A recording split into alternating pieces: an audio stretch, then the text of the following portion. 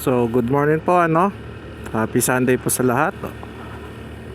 Okay, October 22, Sunday. Magandang umaga po sa lahat. Ako ay papunta na naman sa simbahan to serve the Lord. And by the way, I am Mr. Yoso.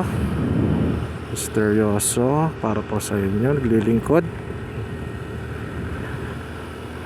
Today I want to talk about He always answers prayer. Ang Panginoon natin makapangyarihan sa lahat. Ano po? We always pray, go to the Lord, give our time to the Lord.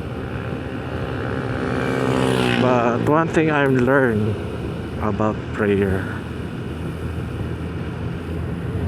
okay,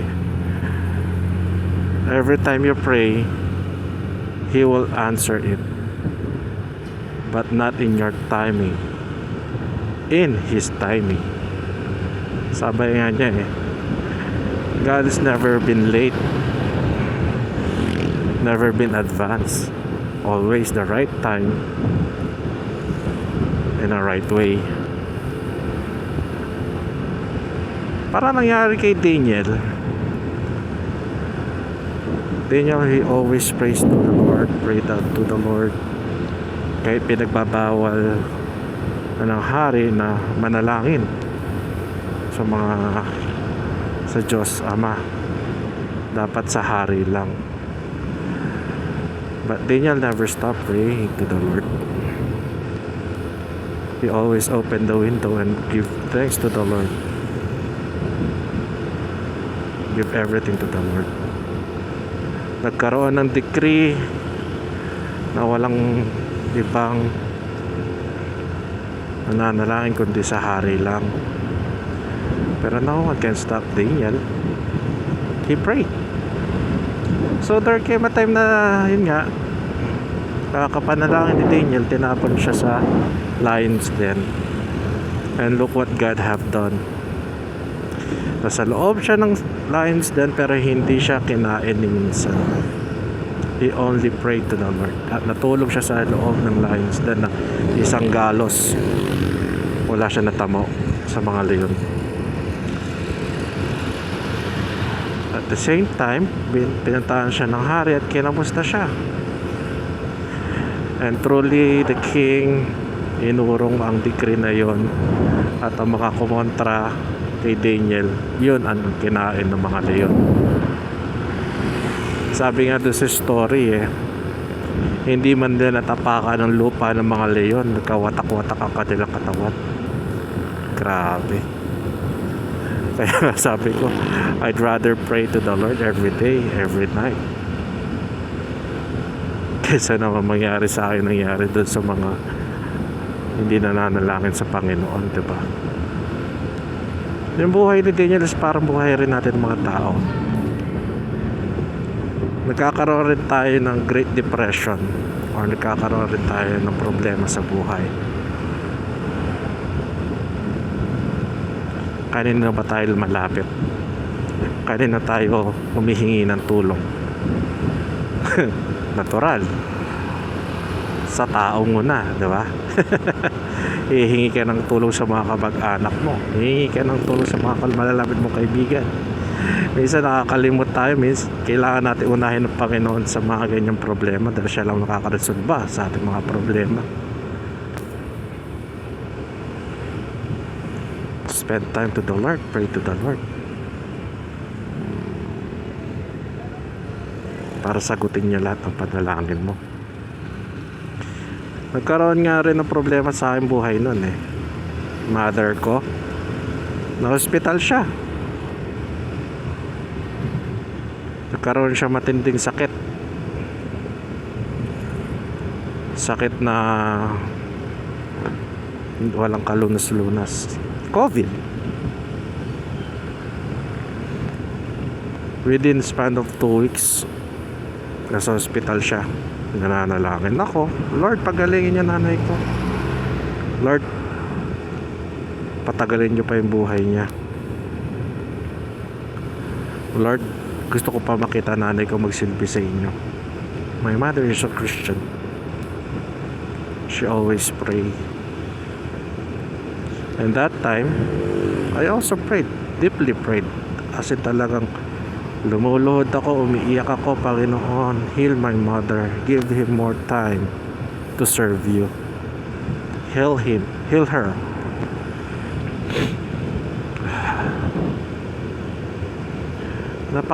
Sakit isipin na in that time, God didn't answer my prayer. Kinuha siya ng Panginoon. Unang gabi talaga, iyak ako na iyak. Kasi wala na nga si mama. Napakasakit. Oo.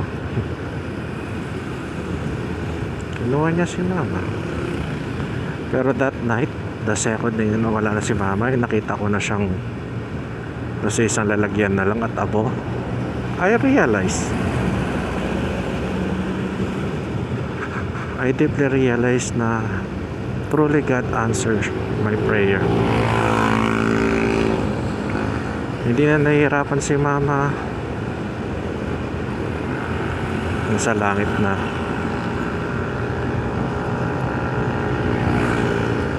Mas may mahabang buhay na. At di na siya nagkakasakit. The good thing is she's still serving the Lord. God will answer your prayer not in your own way, but in His way, sabi ko nga. Sa pangatlong araw nakapag-recover ako. 3 days na yung leave ko. Binigyan ako ng aking kumpanya 5 days para mag-mourn, to weep, and to rest. But in the 3rd day, I go back to work with a happy smile. Sabi nga nila sa akin, parang di daw ako namatayan.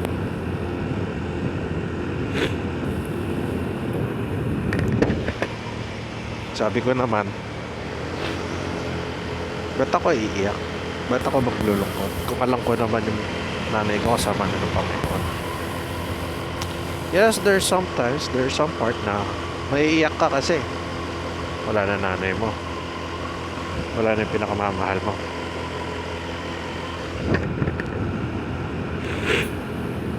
But you'll see to it that God answers your prayer in a different way. It will bring you joy, happiness, and comfort.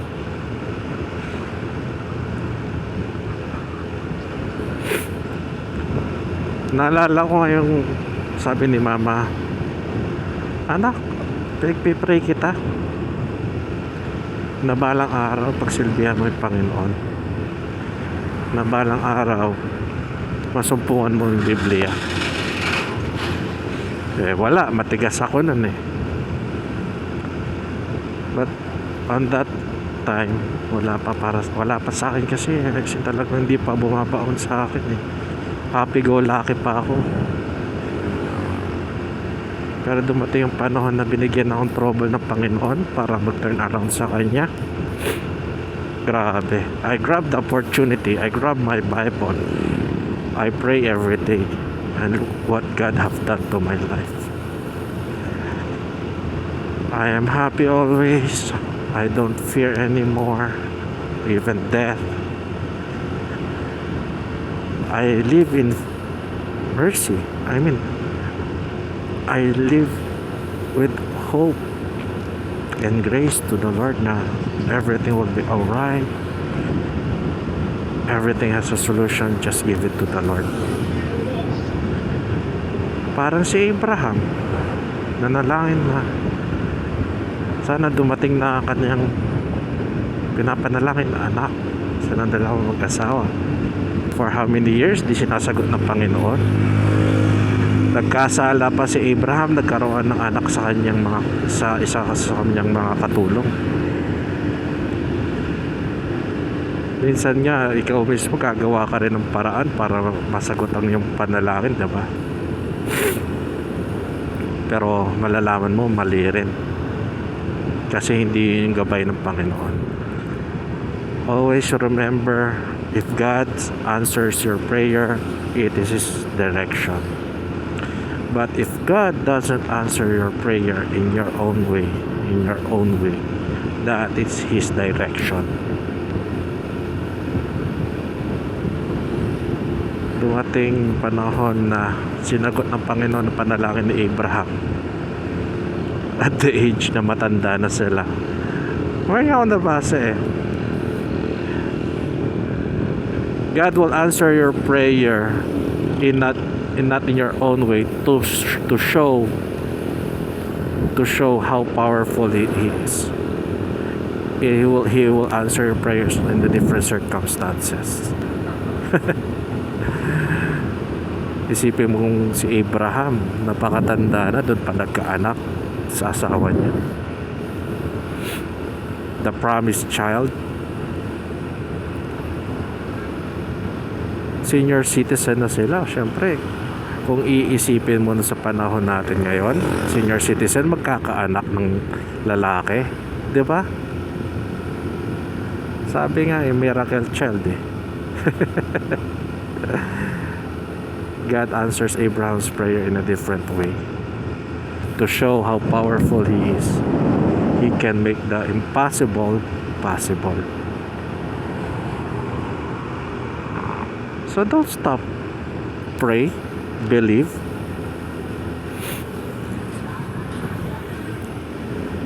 Huwag kayo mag-i-stop ng panalangin sa Panginoon, kasi God will do everything for you.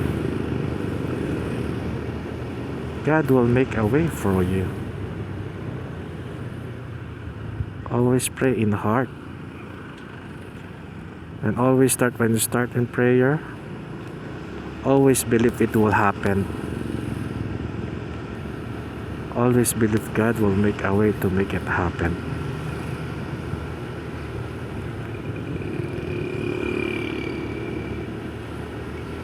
Madami nga nagtatanong sa akin Boss M, paano ka nabubuhay parang wala kang problema? Kasi I give it to the Lord. I give everything to the Lord. I always pray to the Lord. And I know He will answer my prayer.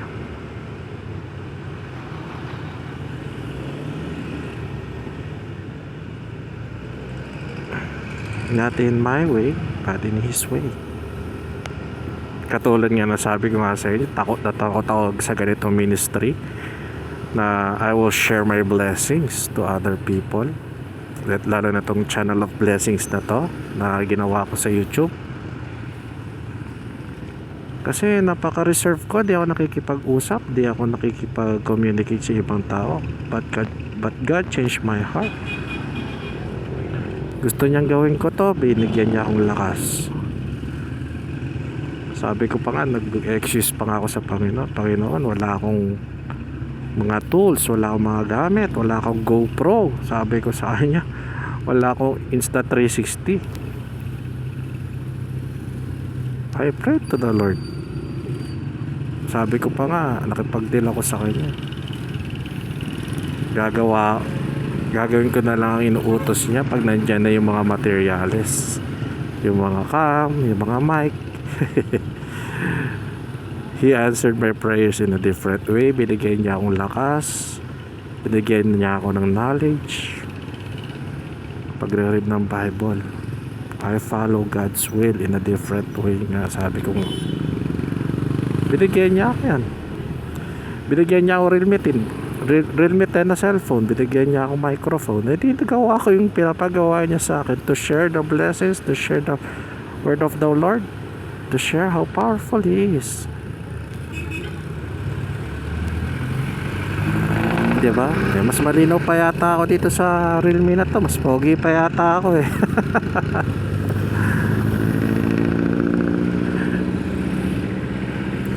Anyway, before I end my vlog today, I just want to read something for you. Ito yung mga nakita ko, binasa ko at ninamnam ko.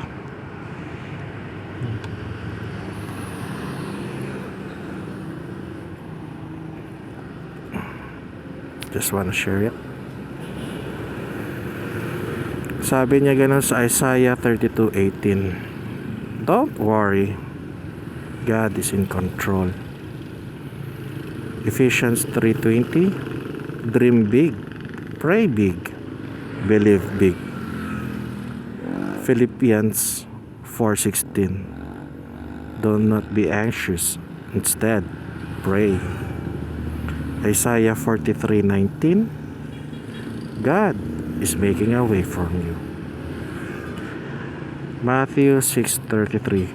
Put God first. Sabi ko nga, pagkagising mo sa umaga at bago ka matulog, pray, talk to the Lord.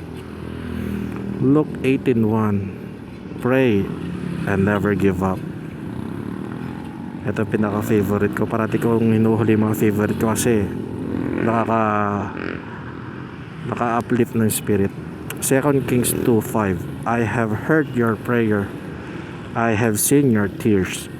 Surely I will heal you. Napakaganda mga kapatid. How powerful He is. And I'm how thankful I am that He always answer all my prayers. Kung magagawa sa akin ng Panginoon mga yan, magagawa niya rin sa inyo. All you need to do, pray, believe God that He will answer your prayer. So before I let you go, mga kaibigan, pray for your promotion, pray for your family, pray for your healing, pray for your everyday expenses. Pray big to the Lord. And I believe God will answer all your prayers in His time. And I believe God has a greater blessings for you if you put Him first place in your life. I wish you will have a great weekend, mga kaibigan. Weekdays, I mean.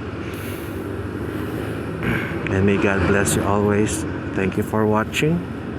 Like this video, subscribe, and share it with your friends and family. And may God bless you always. Bye for now.